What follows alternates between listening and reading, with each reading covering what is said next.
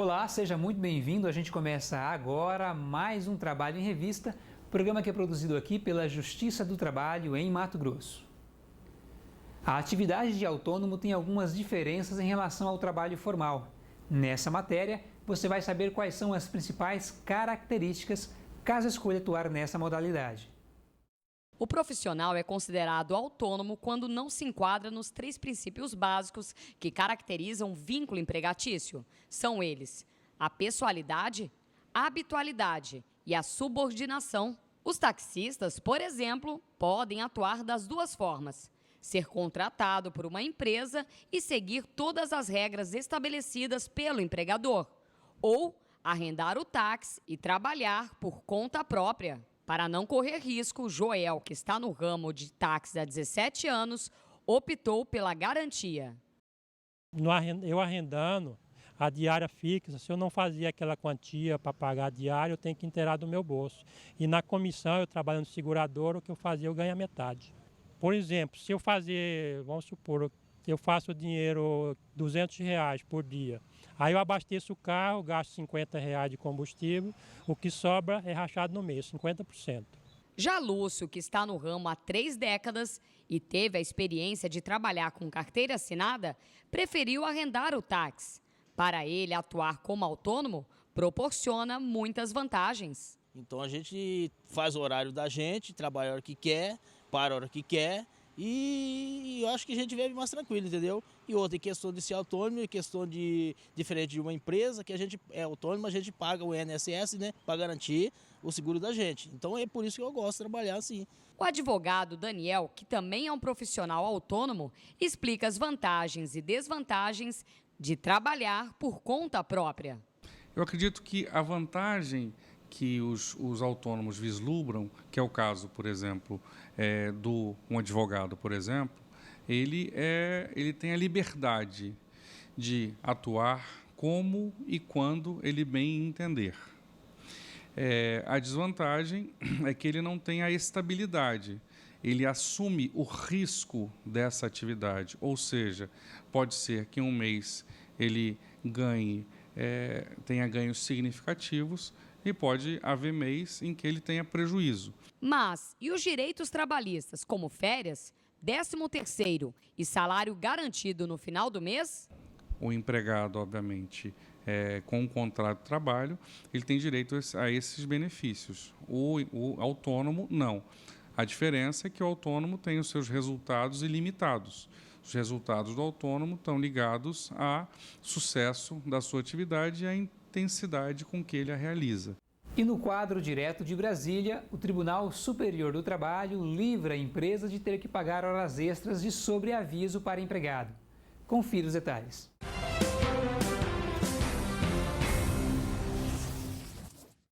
Seja nas férias ou nos finais de semana, o que o trabalhador faz quando aparece no visor do celular a ligação do patrão? Será que isso acontece muito? Já faltou algum funcionário dele, ele me ligou para eu poder ir no lugar dele, né?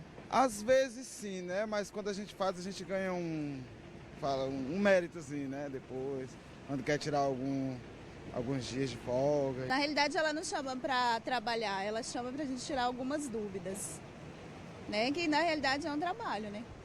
Você ganha por isso? Sim. Não é no contra-cheque, mas a gente ganha de outro jeito. A consolidação das leis do trabalho estabelece que o funcionário tem direito ao adicional de sobreaviso correspondente a 1/3 da hora normal, quando sabe que o patrão vai ligar chamando para o serviço.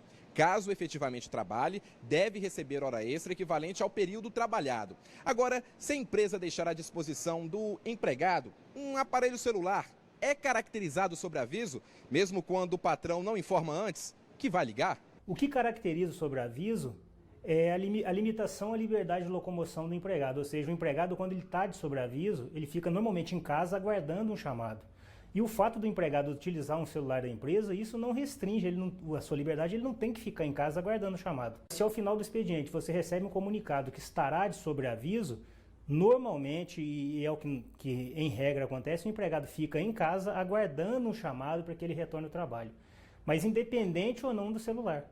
Por causa disso, os ministros do Tribunal Superior do Trabalho não aceitaram o pedido de um consultor de negócios da Liquigás em Santa Catarina. Na justiça, o trabalhador alegou que deveria receber as horas de sobreaviso porque permanecia sob o controle da empresa pelo celular.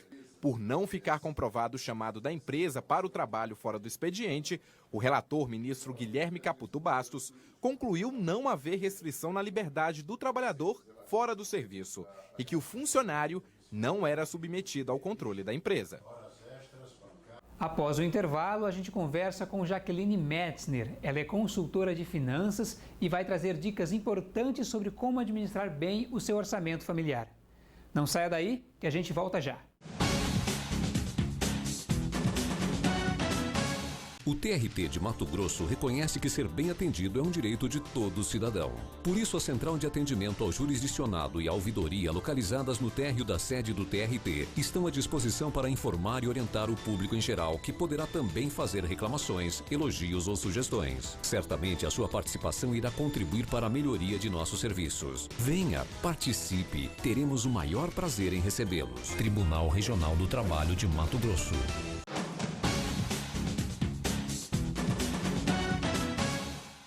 Estamos de volta com o Trabalho em Revista. Como vão as suas contas? Está sobrando mês no seu salário? Você está tranquilo ou incomodado com a sua situação financeira? Esse é um assunto que a gente trata agora com a consultora de finanças pessoais e gerente regional do Sicredi, Jaqueline Metzner.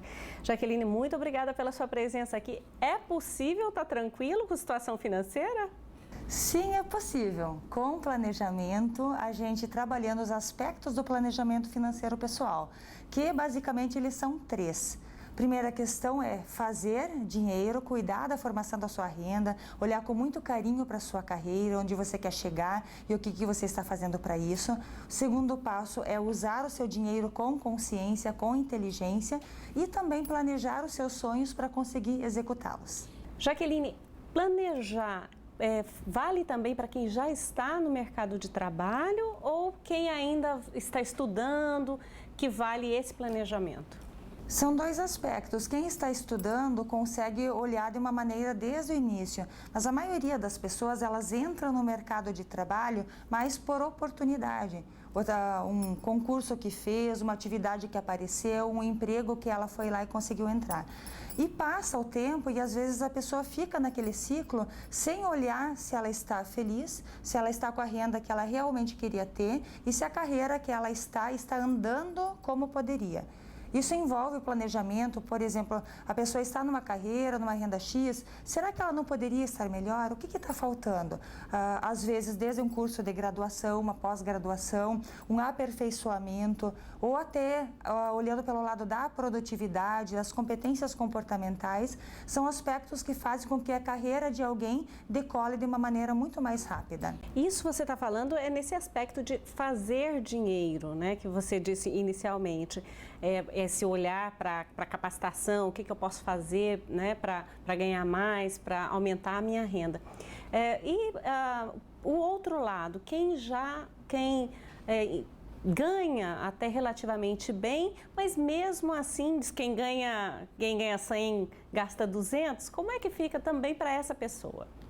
Tudo é uma questão de hábito. É importante, independente do valor que ganhe, começar a organizar a sua vida financeira para que tenha uma margem para isso, colocar a parte do investimento como se fosse uma parcela, como se fosse uma obrigação. Às vezes a gente gasta com coisas que não vão agregar para a vida da gente.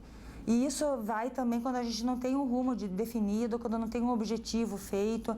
Às vezes, eu recebo, eu estou gastando meio sem critério, aí chegou o final do mês, o salário não acompanhou, o salário acabou antes de terminar o mês, aí acaba entrando em cheque especial, em algumas dívidas que são para pagar consumo e que não vão agregar renda. Então, o planejamento financeiro pessoal, ele parte em fazer o seu orçamento, é importante tirar um tempinho, mesmo que não goste, colocar no papel tudo o que gasta, e colocar quanto que é meu orçamento para minha moradia, para o meu transporte, para a cultura, para a educação.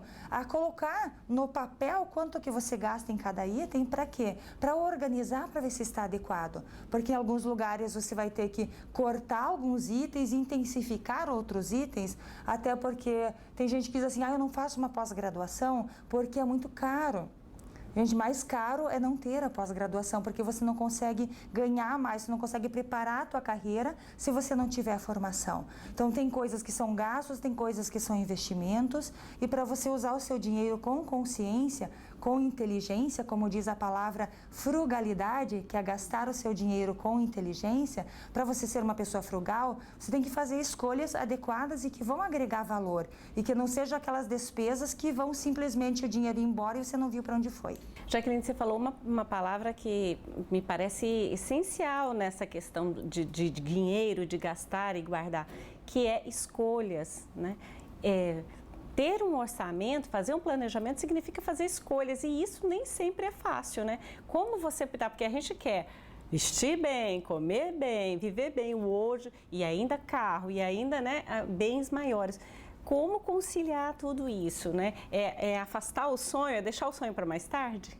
E eu vou acrescentar mais um ingrediente nesse equilíbrio que a gente tem que fazer em cima do nosso orçamento, que é pequeno, e as nossas vontades, que são muitas, as heranças do passado.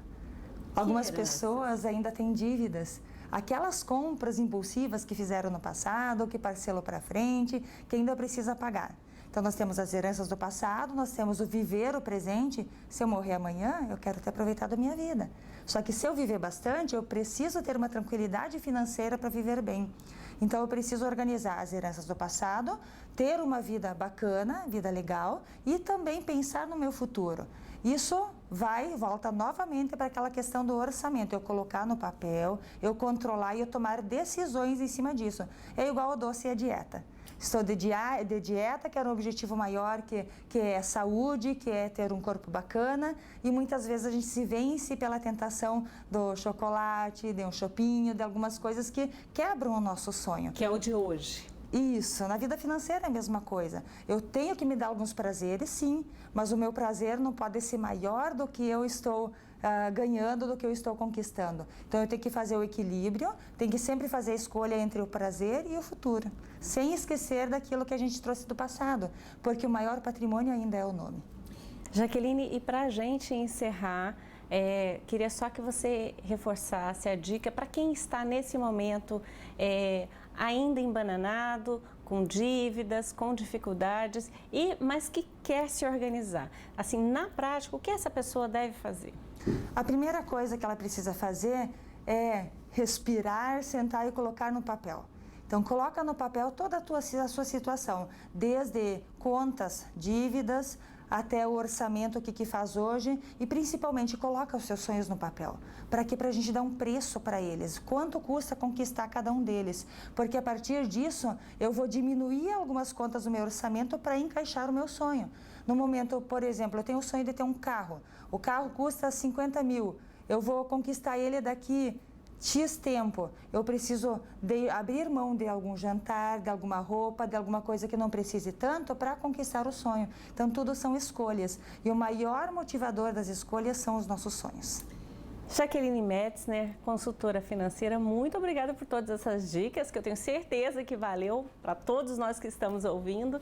E assim a gente termina o nosso programa desta semana, mas você pode revê-lo a qualquer momento, acessando a página do TRT na internet e clicando no link Vídeos. O programa também está disponível no YouTube no endereço que está aí na sua tela.